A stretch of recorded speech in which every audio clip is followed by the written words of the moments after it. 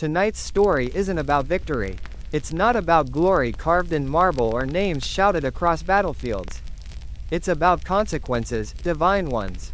The kind only Olympus could conjure. You'll wander through the ancient myths tonight, where mortals and demigods overstepped, lied, boasted, stole, and the gods watched, with lightning in one hand and long memories in the other.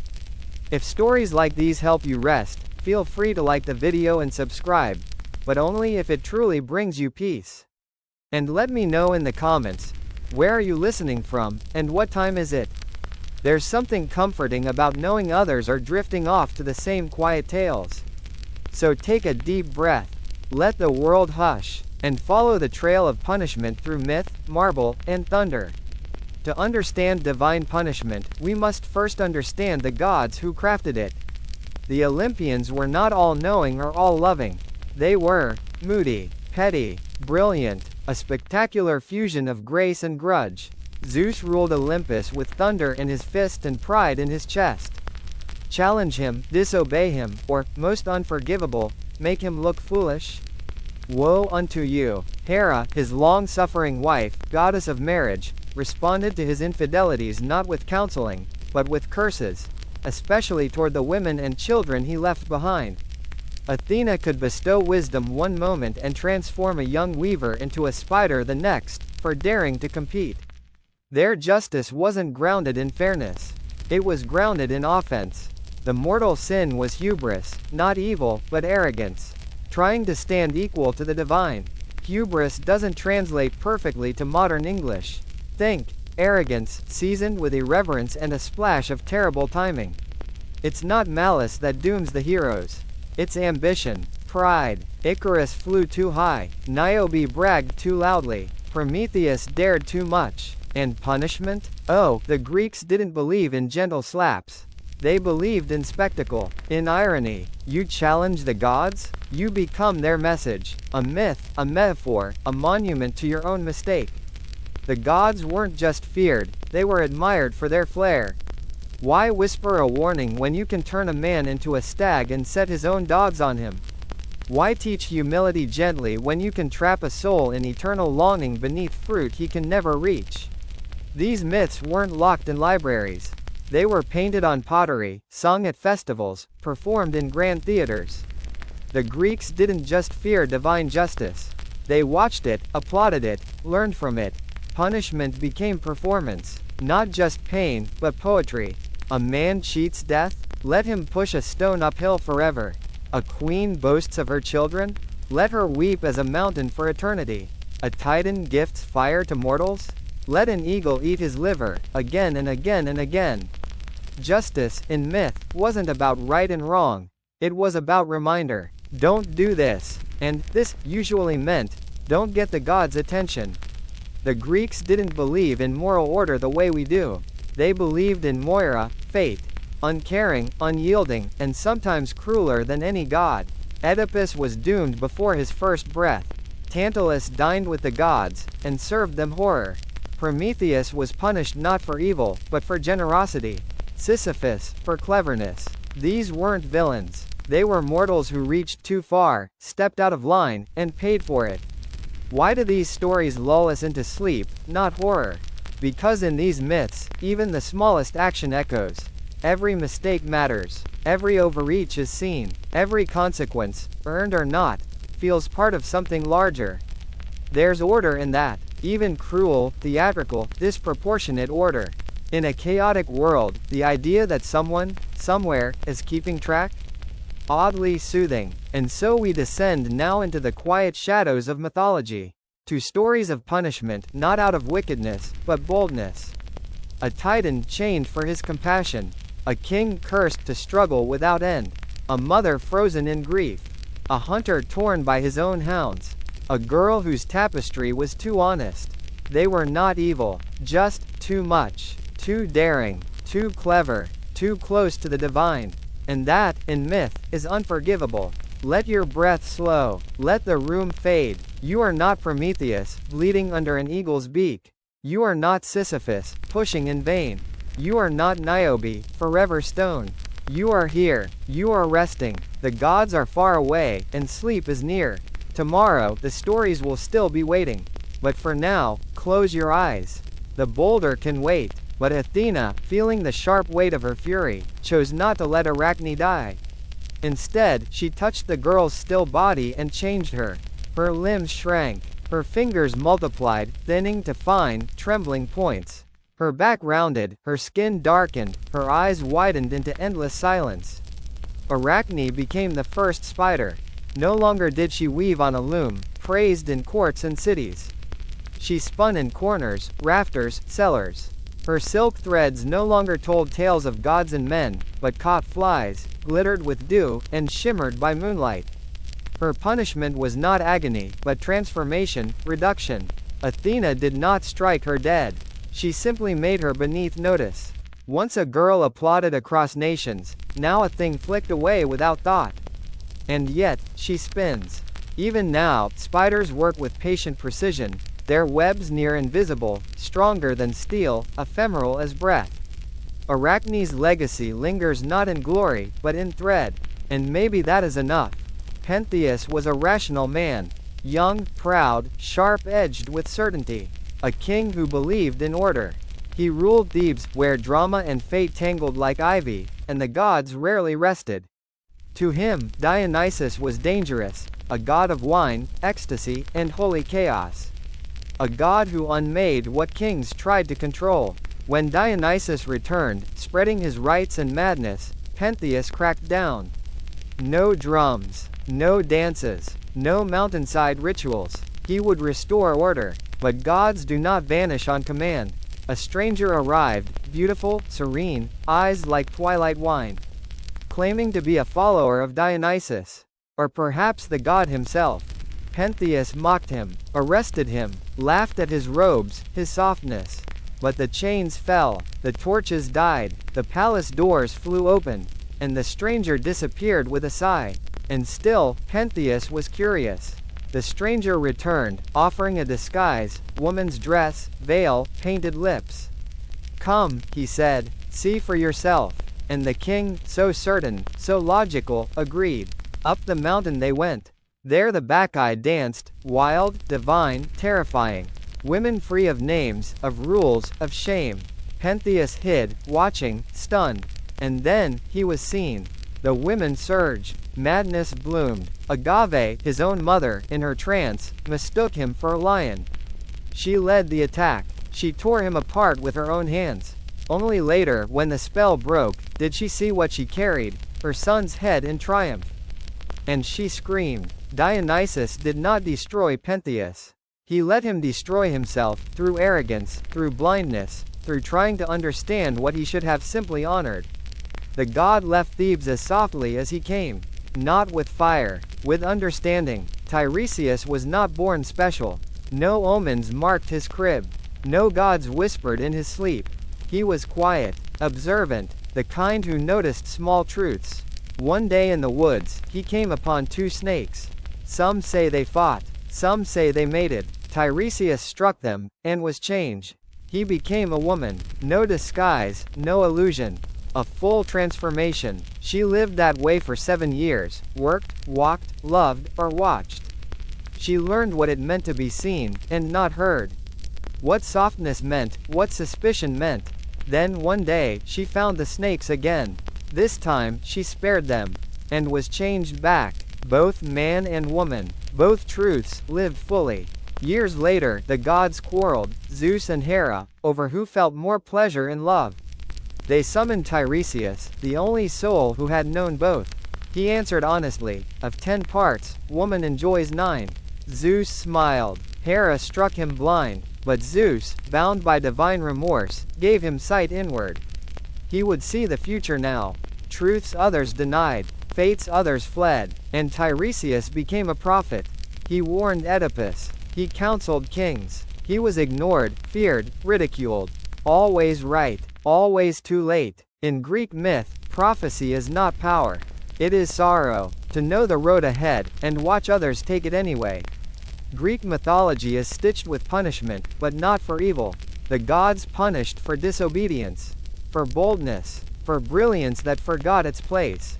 Prometheus gave fire, suffered eternal torment. Sisyphus cheated death, was condemned to fruitless labor.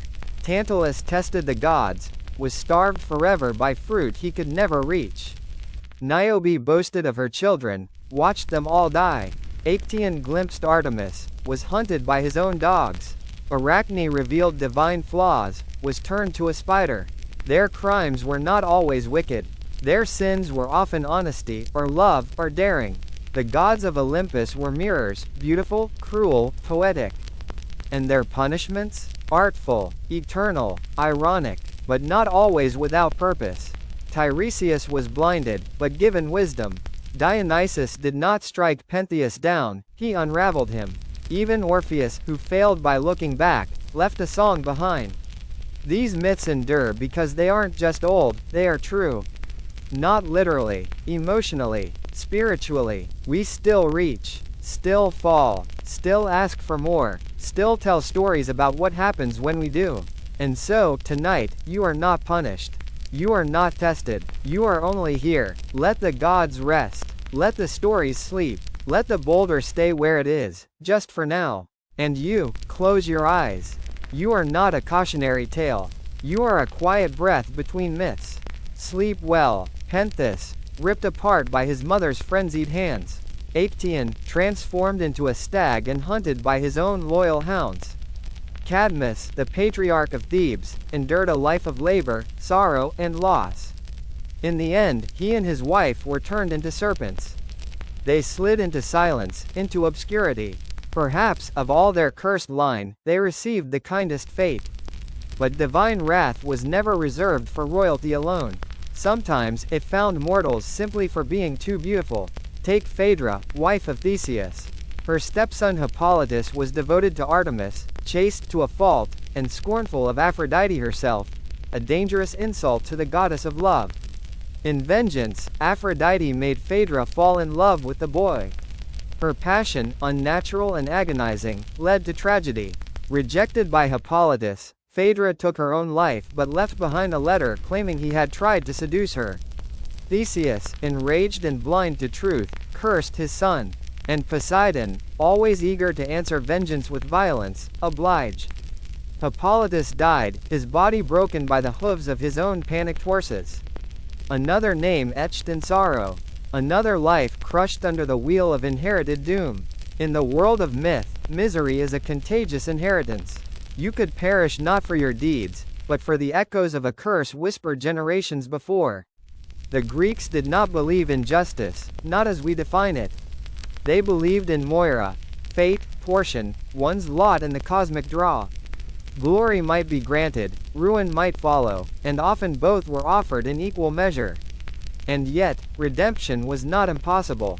Orestes, tormented by the Furies after avenging his father's death by killing his mother, was granted a trial in Athens. The jury was split, half in favor of condemnation, half for acquittal.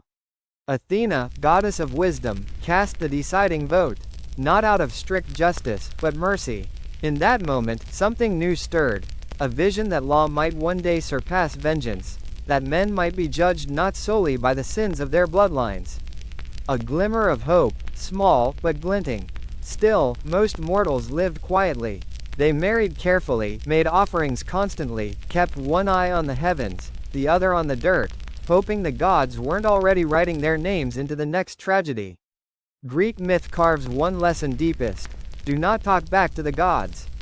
Do not challenge. Do not mutter. Do not sigh with too much drama in the wrong direction.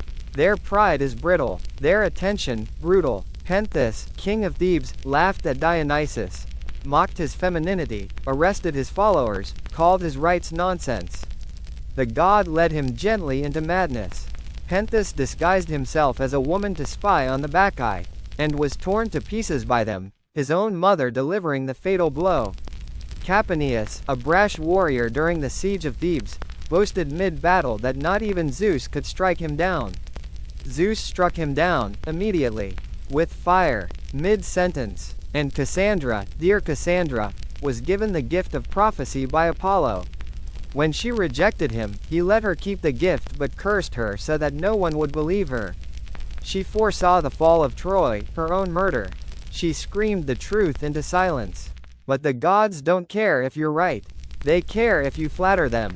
In myth, the punishment is not for error, but for irreverence.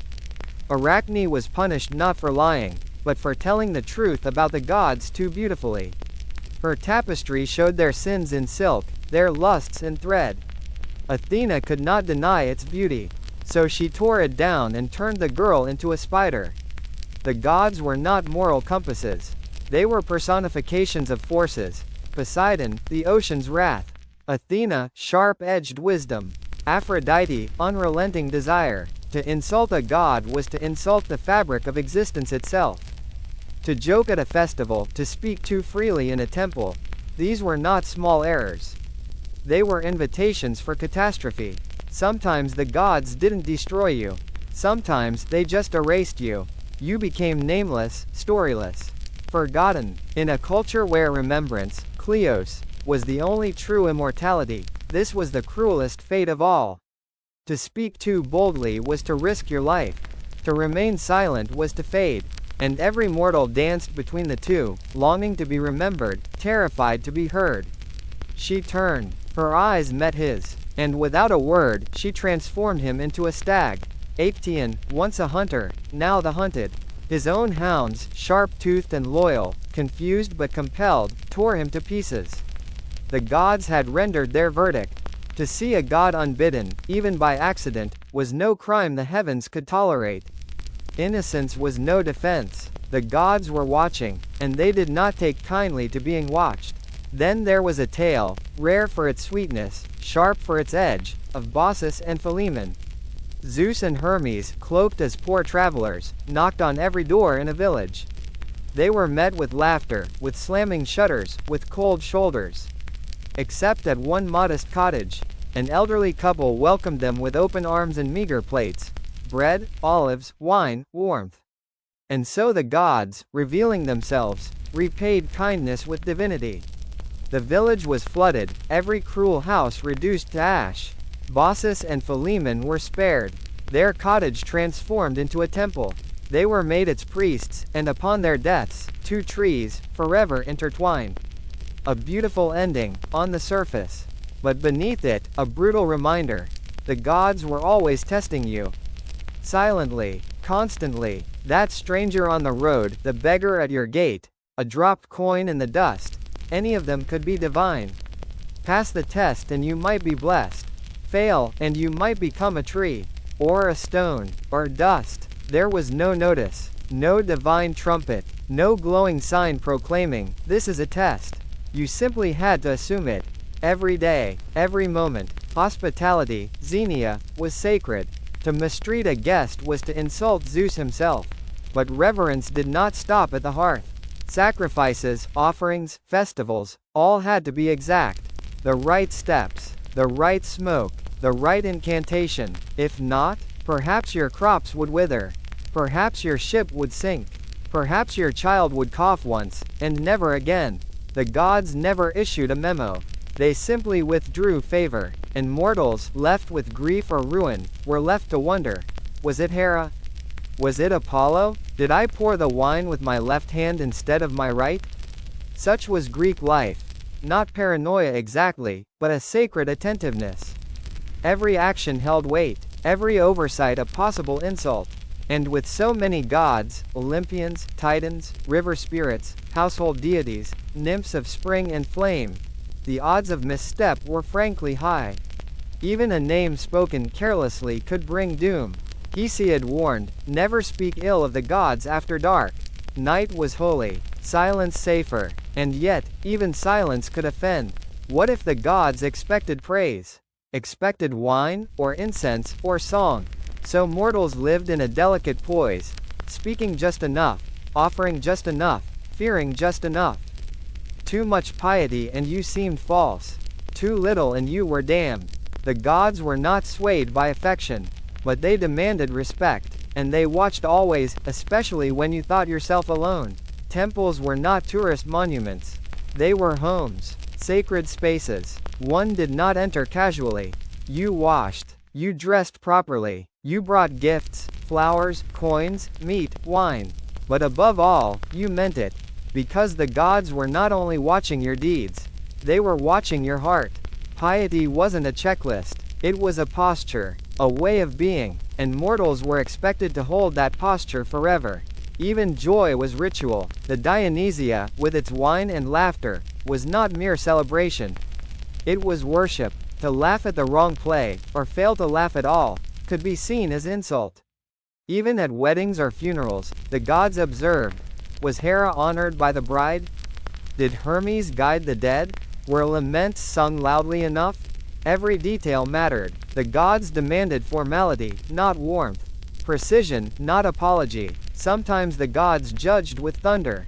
Sometimes with silence. A failed harvest. A broken mind. A drowned sailor. Sometimes a storm. Sometimes a voice in the night. Zeus, of course, preferred lightning. Direct. Showy. Even Herodotus, the historian, recorded misfortune with divine causality. A city burns? Someone offended the gods. The skies were always watching. So mortals whispered apologies to trees. Left bread on windowsills. Poured wine into earth cracks, just in case. Because divine curiosity was often worse than divine rage. Curiosity meant tests, dreams, omens, dilemmas with no right answer. And still, mortals played the game. Told their stories. Painted their pots. Built their temples. Not because they loved the gods, but because they understood them. The gods were like storms. Beautiful, unpredictable, necessary, and if you honored them, maybe, just maybe, they'd pass you by. There is a cruelty in knowing your fate, and being powerless to change it. That is the heart of Greek prophecy. It doesn't warn, it doesn't guide, it sentences. It tells what, but never how. Never why. The more you fight it, the more you fulfill it. Oedipus fled the prophecy, only to run into it. Perseus tossed a discus, and struck his grandfather dead. No hate, no malice. Just fate, doing what fate does. Even mighty kings, like Croesus, misunderstood the oracle's words. A great empire will fall, she said. He crossed the river, and it was his. Oracles weren't just fortune tellers. They were translators of divine riddles. The Pythia at Delphi sat inhaling sacred vapors, muttering verses few could understand. Her voice bent by gods, her words shaped like poetry and puzzle. Your flame shall die when the eagle leaves its nest. Glory will be yours, though not your house. Technically true, practically useless. The gods didn't confuse mortals by accident. They delighted in it. Prophecy was theater, mortals its actors. No one skipped a line. Even Paris of Troy, doomed at birth to destroy his city, was abandoned to die. But fate is patient. He survived, grew up, chose Helen, and Troy burned. Greek myths teach that prophecy doesn't lie, but it never helps, and even silence can be damning. Agamemnon wasn't warned. He simply came home to a wife's revenge. When the gods are silent, it's worse. Because you know something has been set in motion. But not what, or when. Mortals learned to live with riddles. They read bird flight, goat entrails, the pecking of chickens, not for certainty, but for alignment, a hope that their actions matched the will of fate. Not even Odysseus outwitted prophecy. He danced around it, but never broke it. The Moirai, fates, were older than Olympus. Clotho spun the thread, Lachesis measured it, Atropos cut it, even Zeus obeyed them. To the Greeks, the tragedy wasn't fate itself. It was not knowing what your fate was. And once you knew, you stepped forward like Achilles. He chose a short life with a glorious name. Prophecy gave you the end, but never told you what kind of person you'd be when it came. He turned. Eurydice stood just behind him, her hand reaching out, but still caught in the dusky threshold of the underworld, one step short of freedom. And before his eyes, she faded, soundlessly, sorrowfully, back into the shadows. This time, forever. Some say she looked at him with sorrow, others, with forgiveness. But she said nothing. In Hades, speech is a fragile thing, too brittle to survive grief. Orpheus tried to follow her once more, but a second descent was not permitted. The gods are not in the habit of repeating gifts. So he climbed back to the surface alone. That could have been the end. A perfect tragic close. But Orpheus's tale lingers, like a melody with no final chord. He returned to the world of the living, but he did not live. He wandered forests with his lyre, singing not joy, but loss. Songs of silence, of longing, of the cruelty of fate dressed as kindness. He rejected all others, turning away from the love of women, even those who offered it freely. And some say the Maenads, wild, ecstatic followers of Dionysus, killed him for it. They tore him limb from limb when he spurned their rights. His severed head, still singing, floated down the Hebrus River. Others say he simply faded, becoming one with the music he once made, his soul woven into every aching note that moves the stars. But let us pause, and consider this myth not with judgment, but with a gentler eye.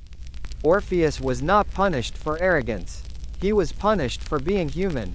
He doubted, he feared, he loved too much. When he turned, it was not disobedience. It was longing. He needed to see her. To be sure, to feel her there behind him just once more. And that, in Greek myth, is perhaps the most damning sin of all, to want too much. Hades's test is quiet cruelty. It asks not for bravery or devotion. It asks for obedience, perfect, unyielding obedience. And the test? Not a storm, not a monster, but silence. Can you walk in darkness, with your greatest hope behind you, and never look back?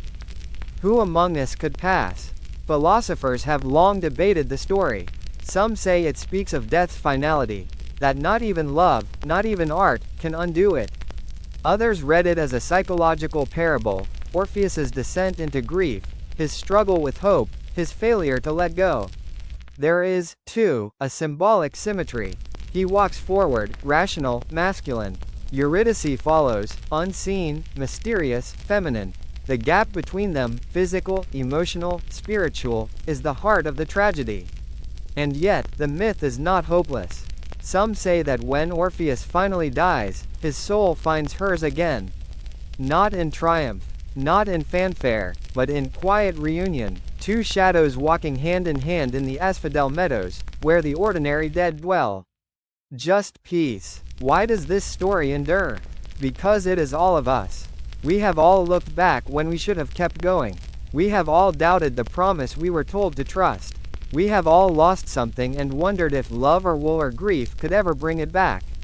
Orpheus reminds us that love is powerful, but not omnipotent. That art can move gods, but not undo fate. And that the greatest tragedies come not from hatred, but from tenderness. So as you fall asleep, picture a man at the mouth of a cave. His lyre in hand, the birds silent, the trees leaning in, and somewhere behind him, a figure fading into mist. A single glance, a lifetime of regret, and yet, the song goes on. He could move the very laws of nature. Yet in the end, it was not fury nor failure that shattered his hope, but one glance. A single, mortal impulse. Doubt. And so, everything unraveled. It is a quiet, terrible reminder. Even the most beautiful song cannot always change the ending. In the world of Greek myth, the underworld was not a fiery pit of torment, but something more insidious, inertia. Loss. A place where souls do not burn, they wither. No agony, no flame. Only the slow dissolution of what once was. One does not scream in Hades. One simply ceases to grow. And Orpheus? He challenged that silence. Not with sword or spell, but with song. His journey is not only a love story, but a defiance, a daring assertion that beauty, however fleeting, still holds power. Even in the land of death. It is no surprise that the Orphic Mysteries, a real religious cult in ancient Greece, saw in him a prophet. They believed in the soul's immortality, in cycles of rebirth, and in music as redemption. Thus Orpheus was more than a tragic lover. He was a bridge between worlds. And that glance, that glance, was it folly? Was it fear? Or was it the purest proof of love? Perhaps he could not wait one more heartbeat without her presence confirmed. Perhaps he needed, as any musician would, to see the face that gave the song its soul. Some say he failed. Others say he proved what it means to be human. Flawed, yearning, incapable of blind faith when love is involved. And so now, as the lyre's echo fades, and your breath slows with the hush of night, let the story settle like dust on ancient stone. Let Eurydice's footsteps echo just behind your dreams. Let Orpheus's song curl softly around your slumber. For in the end, it was not the curse that defined the tale, but the love that dared to defy it. And remember, if you ever walk from the underworld with your beloved at your back, do not look behind. Even if it's just to see if they're rolling their eyes. Now, dear listener, we turn to a story so delicate, so uncomfortable, that it turns desire into a blade, and silence into ruin. This is the tale of Phaedra and Hippolytus. A cursed romance not of passion fulfilled, but of love denied, distorted, and undone by shame. It begins, as many Athenian tragedies do, in the house of Theseus, a man whose resume reads, slayer of monsters, abductor of maidens, and part-time absentee husband. Phaedra, his wife, was born of twisted lineage, daughter of Minos, sister to Ariadne, niece to the Minotaur. Beautiful, poised, and unknowingly destined for despair. The true fire, however, is not lit by Phaedra, but by the gods.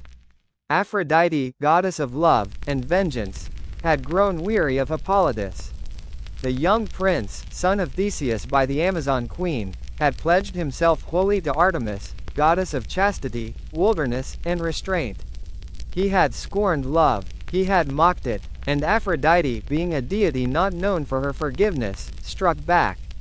But not directly. Her revenge was refined, almost artistic.